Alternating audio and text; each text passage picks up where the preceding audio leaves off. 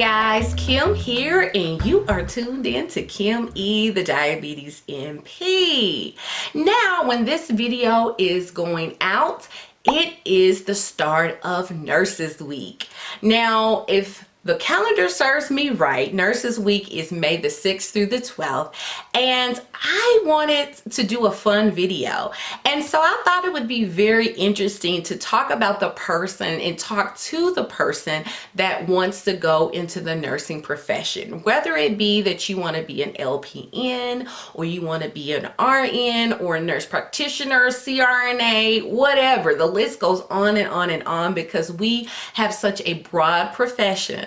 Whatever it is, if you are interested in going into the nursing profession, I wanted to give you a little bit of some advice tips before you make that plunge into the profession. Now, before we get into these tips, I do want to mention my brand new course that I just launched here recently called the New Diabetic Workflow course. Now, this course is great for the nurse practitioner student. It's great for the new grad nurse practitioner. It's even good for the seasoned nurse practitioner that is making maybe a transition into primary care, adult primary care, and maybe you're a little rusty, need a little bit of a refresher over managing diabetes on the chronic front. Okay, if you need a little brushing up on how to manage a chronic disease, this course will be good for you.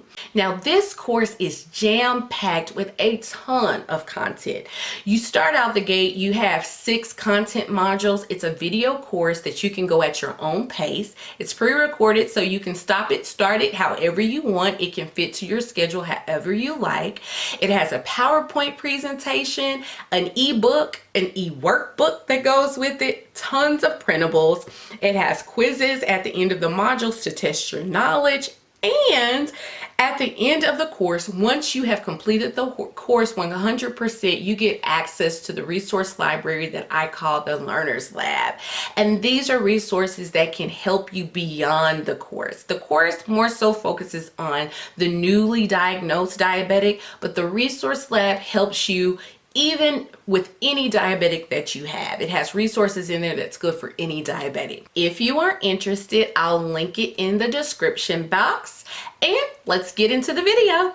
All right, advice tip number 1, don't do it for the money. Now, let's be very clear. I am not saying that you're going to be a struggling artist, you're going to be a struggling nurse. I'm not saying that. As nurses, no matter what level you're on, you are going to do well for yourself. We are gainfully employed no matter where you go in the world, and we can work in a variety of environments. And that's the thing that I absolutely love about our profession, is that if you want to teach, you can teach. If you want to work with children, you can work with children. If you want to work in the school, you can work in the school. If you want to work in research, you can work in research. We can do so many things. It's like the possibilities are limitless. You know, it always blows my mind when I go to like networking events, or I go to workshops or conferences, and I meet colleagues and I'm hearing all the things that they're doing. We really can create so many opportunities for ourselves. But let me tell you, first off, it's a labor of love. We work for every dime that we earn. Okay, you got to think about it, guys. We're normally there when people have the best days of their lives, and we're normally there when they have the worst days of our lives. And that can literally be taxing on you. Some days are just hard days, like literally, physically, mentally, and emotional. It's hard. If you're a staff nurse and you work on the floor, there are days that you won't sit down. Okay, I definitely have had those days. Okay. And we see very traumatic things. And when you take all of this into account, some people feel like it's not worth the money that we make. Now, depending upon what state you're in and what area you work in and how much education that you have, that really depends on, that really is what guides how much you will make. And of course, the more experience you have, course you can, negotiate for more money. But I always like to tell people, if your intention is to go in to be rich, you're going in for the wrong thing. Nursing is a hard job. People who stay in the profession and love the profession until they retire are people who genuinely love people and love taking care of people. And so, yes, to the world, we may make good money and our salaries are good. You will make a good salary, especially if you compare yourself to your friends in other fields and industries, but you also carry way more stress than your friends as well. So that's tip number one. Now, I mentioned this a little bit in tip number one, but tip number two, advice tip number two is it's a labor of love, okay? Now, for years now, nurses have been voted the most trusted and the most compassionate professional for years, okay? People trust us. And we, like I said in tip number one, nursing is a heart position. Like, you literally need to care for people.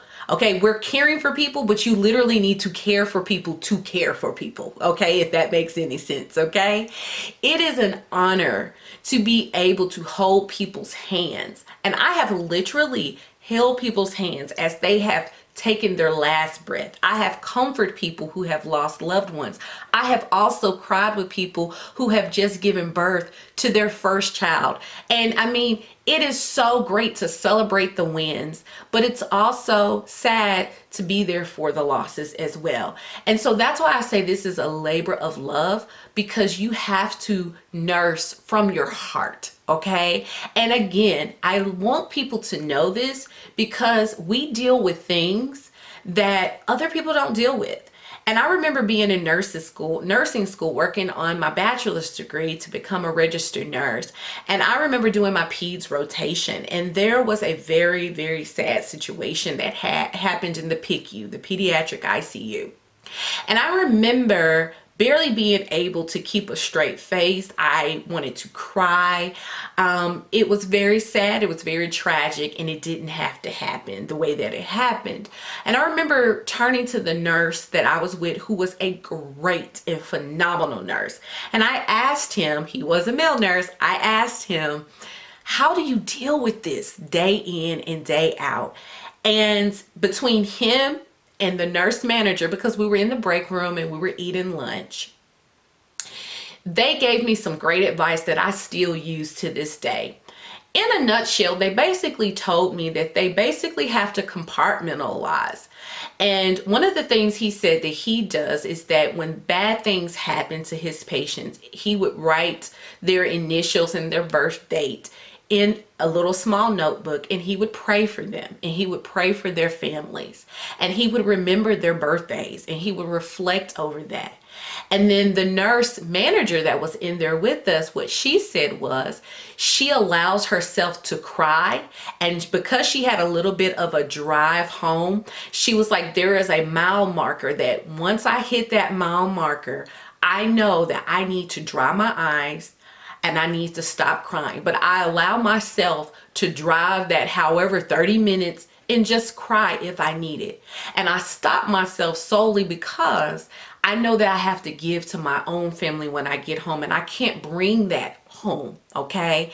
And so those are things that I always tell people because it is a labor of love. That is why. So that is advice tip number 2. Advice tip number 3.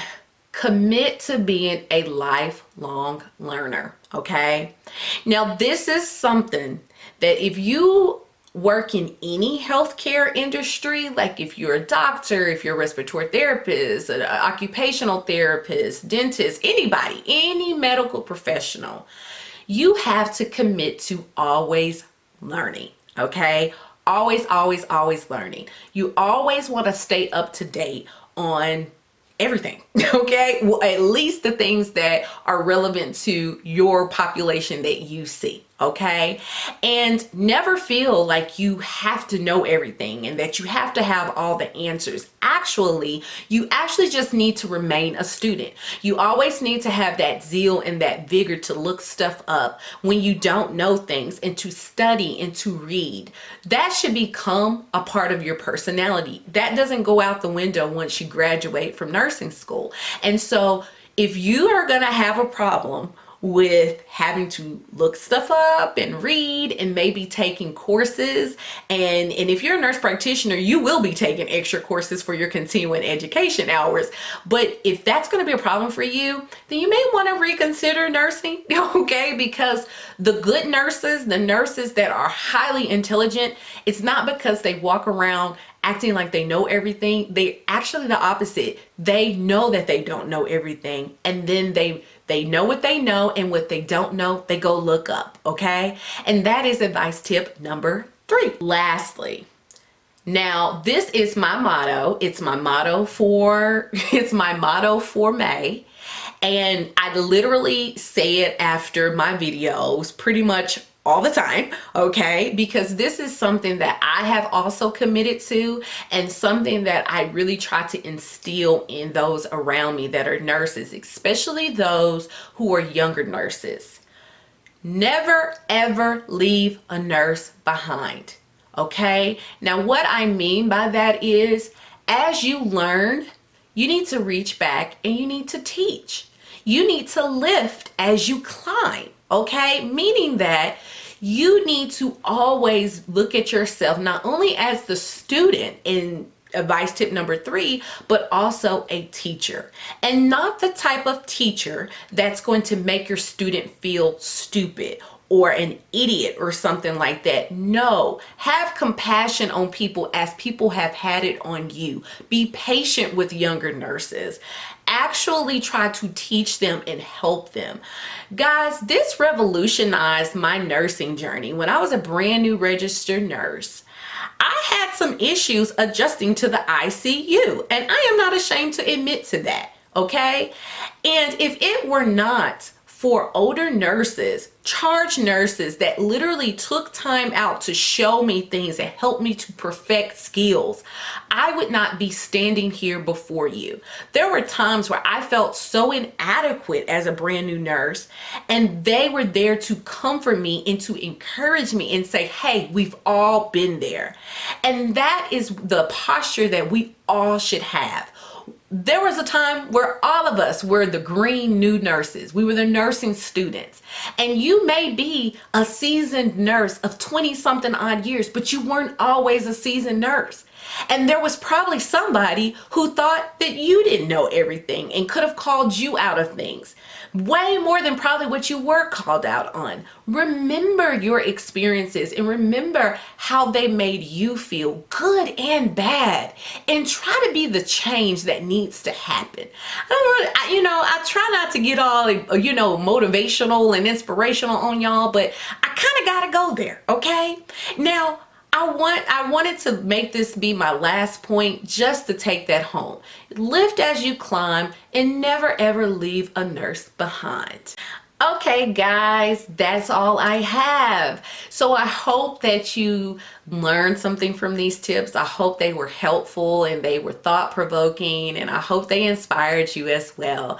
Again, if you're interested in my course, I'm linking it in the description box. You can learn more about it there. Also, if you have not, go ahead and subscribe and ding that notification bell. I would love to have you a part of my family here on YouTube. And again, you have been sitting here with Kim E, the Diabetes MP, and I'll catch you on the next one. Bye-bye.